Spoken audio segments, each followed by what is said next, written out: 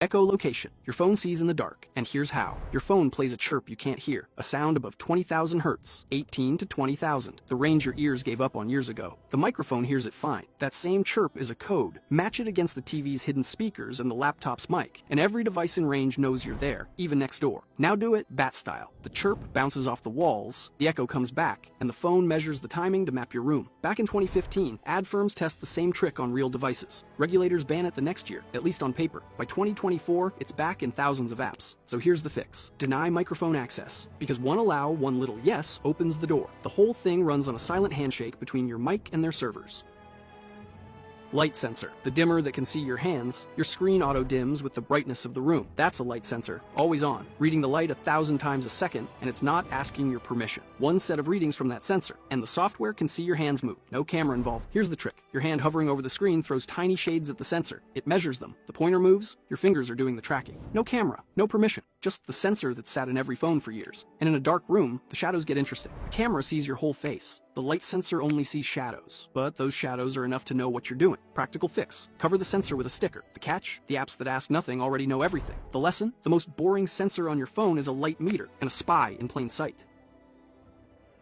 Magnetic mapping. Inside, GPS dies, and something else takes over. Every building bends the magnetic field differently. Steel beams twist it, so every spot has its own shape, a fingerprint of magnetic distortion. Your compass reads it, and the phone matches it to a map. A few feet, that's your position inside the building, down to the aisle, and GPS never touched it, built for shopping. The mall guesses your aisle from the magnetic fingerprint, finds you a coupon, and how long you lingered gets logged. No beacons, no sensors planted in the store, just the Earth's magnetic field, a compass chip you already carry, and the map draws itself for free.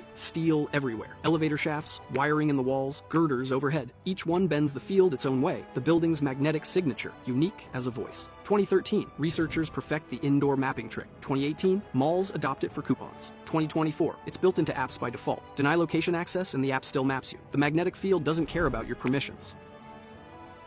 Subprocessors. A second computer inside your main one, always running. Inside your main chip sits another chip. It has its own brain, its own memory, even its own internet connection, and your operating system never sees it. Full access, files, passwords, everything. Moving in silence, and no process on your screen can show it. It's a helper built for repairs. Your laptop maker logs in, checks your settings, fixes things from afar, but a helper is still a door, and someone found the chip's key. Researchers found it in 2017, a key that shouldn't exist, and every PC is carrying it. The bug stayed unlocked for years. Intel ME, AMD PSP. The catch, you can't remove them. The hardware stays, running for the chip's whole life. Honest advice, patch the firmware, shut down instead of sleep. And remember the trade, a door in every chip is what you paid for. None of this makes the chip evil. It's just there, always on, doing its job, but there's no off switch. 2008, Intel ships Me in every chip. 2018, the research around it goes dark. 2025, it's still in your laptop.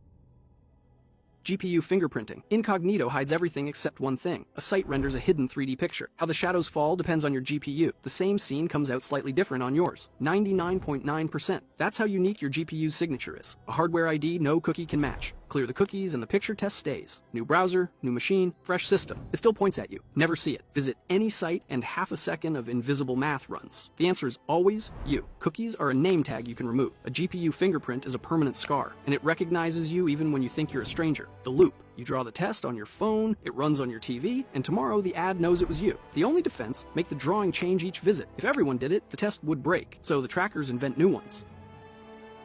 Biometrics. They know you by the way you move, and you can't stop moving. The timing between your keystrokes, the gaps between keys, the pauses in your scroll, the angle you hold your phone, a rhythm you've never thought about. A model learns your swipe style in days. It sees where you hesitate, how you hold the screen, left-handed at 2 a.m., half asleep, 9 out of 10. That's how often a week of your behavior gives your identity away. This pattern doesn't stay home. Elsewhere, new phone, new browser, new everything. Your rhythm still identifies you, right down to the hesitation. By the end, it's not a profile. It's who you are. Your vulnerable hours, your tired fingers, all of it. Just movement. A password, you can change. A behavioral pattern is carried forever. There's no switch to turn it off. Each ad you watch compounds the pattern. The pattern makes new ads sharper. Sharper ads learn you better. The loop closes on you.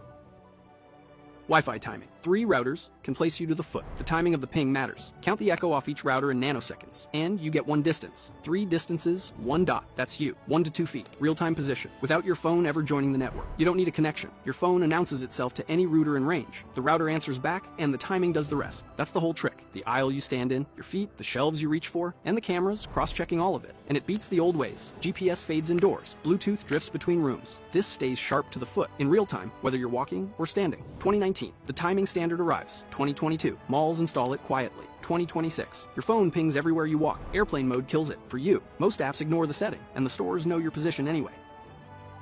CSS tracking. No JavaScript at all, and it still watches you. A page's style rules can hide trackers, color the links differently, drop in tiny images, and each one reports back when it loads.